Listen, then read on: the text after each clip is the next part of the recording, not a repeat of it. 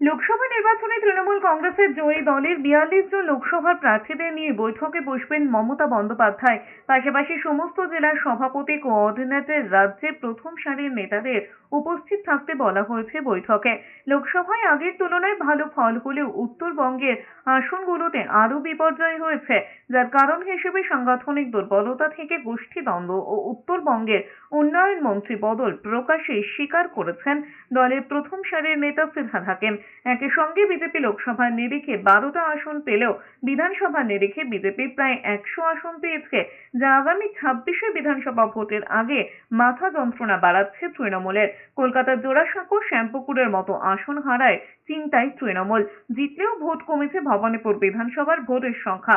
মমতা বন্দ্যোপাধ্যায় যা ভোট ২০২১-এর বিধানসভায় পেয়েছিলেন, তার থেকে প্রায় ৫০,০০০ ভোট কমেছে দক্ষিণ কলকাতার লোকসভা নির্বাচনে, যা চিন্তায় ফেলেছে। এছাড়াও ক্লোজ ফাইট যে সকল আসনে হেরেছে তৃণমূল, সেখানে গোষ্ঠীদ্বন্দ্বের অভিযোগ তুলেছেন প্রার্থীরা। সব বাদেও লোকসভায় বিরোধী আসনে বসে তৃণমূলের ভূমিকা আর ইন্ডি জোট দলের কর্মসূচি দিক নির্ণয় করে দিতেই মূলত আজ মেগা বৈঠক ডেকেছেন বলে খবর তৃণমূল কংগ্রেস সূত্রে।